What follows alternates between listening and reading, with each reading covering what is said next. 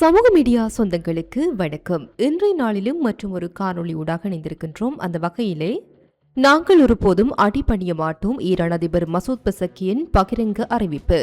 Hormuz ஜலசந்தி இனி America பிராந்தியம். Donald டிரம்பின் அதிரடி பேச்சு. ஈரானுக்கு அணு ஆயுத எச்சரிக்கை.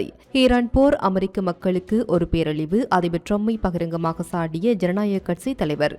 ஈரான் கடல்வழி முற்றுகை தீவிரமடைவு. சென்கோம் அதிரடி. 68 வணிக கப்பல்கள் திருப்பிவிடப்பட்டன. 3 கப்பல்கள் செயலிழப்பு. டிரம்பின் காலக்கெடு முடிந்தது. அமெரிக்காவின் $20 பில்லியன் வரிப்போருக்கு எதிராக கனடா போர்க்கொடி. கடற்படை விமானப்படை என எதுவும் இல்லாத நாடாக ஈரான் மாறிவிட்டது. டிரம்ப் அதிரடி பேச்சு. ஹிஸ்புல்லாவின் நிலத்தடி சுரங்கங்கள் மீது தாக்குதல். தெற்கு லெபனானின் மூலோபாய முக்கியத்துவம் வாய்ந்த சிகரங்களை முடக்கும் இஸ்ரேலிய ராணுவம். மக்கள் நடமாட்டம் மிகுந்து மார்க்கெட் மீது விழுந்து ஆளில்லா விமானங்கள். உக்ரைனின் கிரிவிட்ரிக் நகரில் ரஷ்யா மீண்டும் பேரழிவு தாக்குதல்.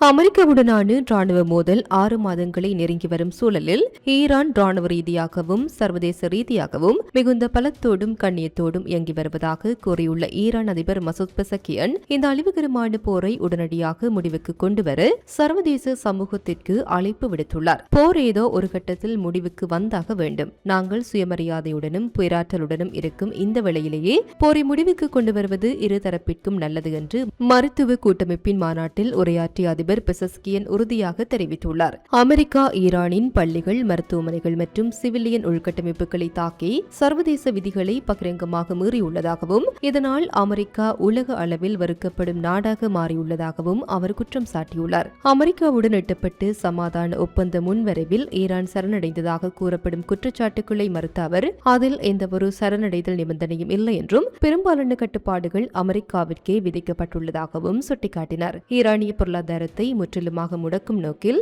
அமெரிக்க நிதித்துறை செயலாளர் ஸ்காட் பெசன்ட் அறிவித்துள்ள புதிய பொருளாதார தடைகளுக்கு பாய்ந்து ஈரான் பின்வாங்காது என்றும் அச்சுறுத்தல்களுக்கு அஞ்சாமல் இறுதி மூச்சு வரை எதிர்த்து நிற்போம் என்றும் அதிபர் எச்சரித்துள்ளார்.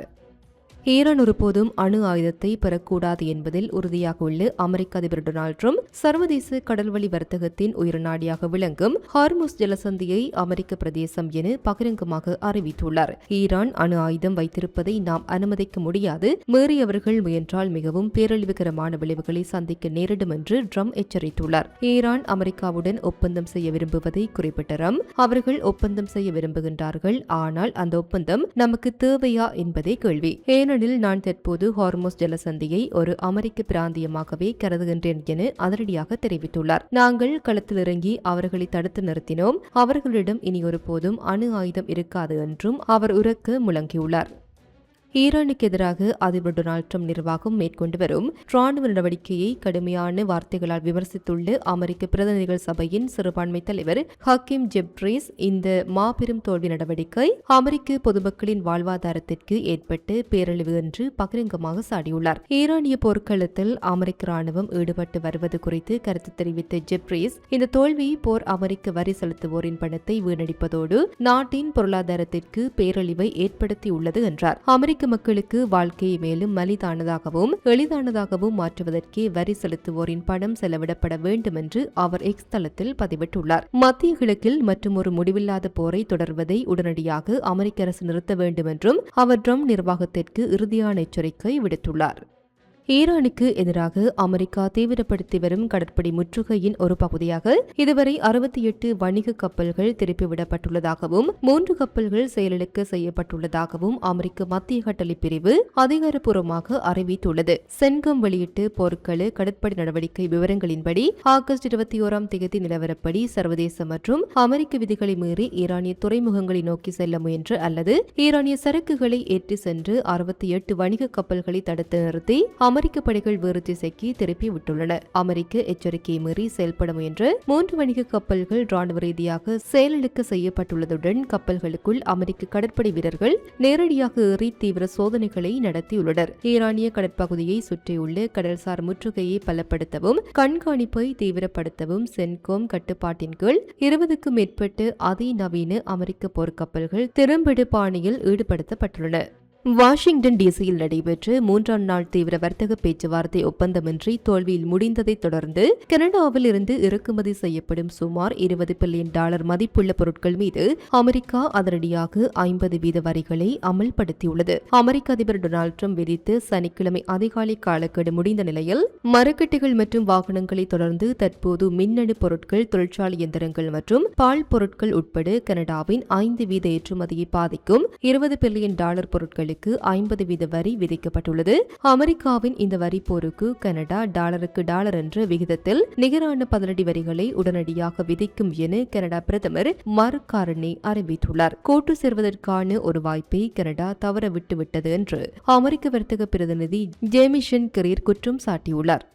மறைந்த செனட்டர் லிண்ட்சே கிரஹாமின் சகோதரியும் தென் கரோலினா செனட்டர் வேட்பாளருமான டார்லைன் கிரஹாமிற்கு ஆதரவாக மைரடில் பீச்சில் நடைபெற்ற பிரமாண்ட பிரச்சார கூட்டத்தில் உரையாற்றிய அமெரிக்க அதிபர் டொனால்டு டிரம்ப் ஈரானின் தற்போதைய நிலையை கடுமையாக கேலி செய்துள்ளார். ஒரு நாட்டிடம் கடற்படை, விமானப்படை, டெடார், தொழில்நுட்ப சாதனங்கள், உற்பத்தி துறை என எதுவுமே இல்லாத சூழல் ஏற்படும் போது அதன் தலைவர்கள் ஓடிவிடுகின்றார்கள். 2ஆம் கட்ட தலைவர்களும் போய்விடுகின்றார்கள். 3ஆம் கட்ட தலைவர்களில் சிலரும் காணாமல் போய்விடுகின்றார்கள். உண்மையில் இதுதான் எனக்கு இப்போது இருக்கின்ற மிகப்பெரிய பிரச்சனையே. அங்கு யாரோடு பேச்சுவார்த்தை நடத்துவது என்று எனக்கு தெரியவில்லை என ட்ரம்ப் கூறியதாக சர்வதேச செய்திச் சேவை சுட்டிக்காட்டியுள்ளது. உலகிலேயே யாருமே அதிபராக விரும்பாத ஒரே நாடு ஈரான் மட்டும்தான். யாராவது அதிபராக வர்றீங்களான்னு கேட்டா, ஐயோ ஆளை விடுங்க சாமி, எனக்கு அதிபர் பதவியை வேண்டாம்னு சொல்றாங்க. அதனால இது ஒரு சின்ன பிரச்சனை தான் என்று ட்ரம்ப் தன் பாணியில் சிரித்தபடி கேலி செய்துள்ளார்.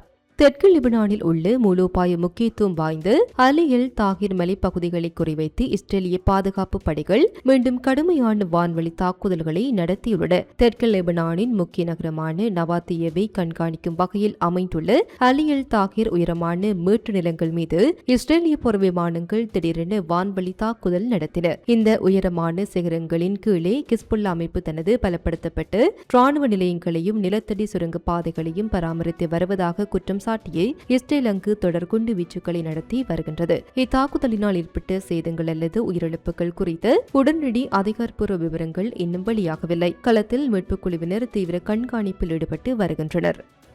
உக்ரைன் அதிபர் வொலோடிமிர் ஜெலன்ஸ்கியின் சொந்த ஊரான கிரிவிட்ரிக் நகரில் உள்ள மிகவும் பரபரப்பான வணிக வளாகத்தை குறிவைத்து ரஷ்ய ராணுவம் ஆளில்லா விமானங்கள் மூலம் நடத்திய கொடூரமான தாக்குதலில் அப்பாவி பொதுமக்கள் 16 பேர் பரிதாபமாக பலியாகியுள்ளனர். வார இறுதி நாளில் மக்கள் கூட்டம் நிறைந்திருந்த மிகப்பெரிய வணிக வளாகத்தின் மீது ரஷ்ய ட்ரோன்கள் நேராக பாய்ந்து வெடித்ததில் 16 பேர் உயிரிழந்தனர். மேலும் 130க்கும் மேற்பட்டோர் படுகாயமடைந்து மருத்துவமனைகளில் சிகிச்சைக்காக அனுமதிக்கப்பட்டுள்ளனர். தாக்குதல் அதிர்வால் வணிக வளாகத்தின் பல பகுதிகள் இடிந்து விழுந்ததோடு மிகப்பெரிய தீ விபத்து ஏற்பட்டு கட்டிடம் முழுவதும் கொழுந்துவிட்டு எரிந்தது. இடிபாடுகளுக்குள் இன்னும் பலர் சிக்கியிருக்கலாம் என்பதால் அவசரகால மீட்புக் குழுவினர் தொடர்ந்து மீட்பு பணிகளில் ஈடுபட்டு வருகின்றனர். பொதுமக்களை இலக்கு வைத்து ரஷ்யா தொடர்ந்து நடத்தி வரும் இந்த மனிதநேயமற்ற தாக்குதல்களுக்கு உக்ரைன் கடுமையான கண்டனம் தெரிவித்துள்ளதோடு வான் பாதுகாப்பு ஏவுகணைகளை உடனடியாக வழங்குமாறு மேற்கத்திய நாடுகளை கேட்டுக் கொண்டுள்ளது. இத்துடன் குறித்த காணொளி நிறைவு பெறுகின்றது. இது தொடர்பிலான உங்களுடைய கருத்துக்களை கமெண்ட் வாயிலாக தெரிவிக்கலாம். இது போன்ற பல செய்திகளை தெரிந்து கொள்ள நம்முடைய சமூக மீடியா யூடியூப் சேனலை சப்ஸ்கிரைப் செய்து அருகிலுள்ள பெல் பட்டனை கிளிக் செய்யுங்கள். மேலும் செய்திகளை உடனுக்குடன் தெரிந்து கொள்ள சமூகமீடியா.com என்ற இணையதளத்தின் வாயிலாக எங்களுடன் இணைந்திருங்கள்.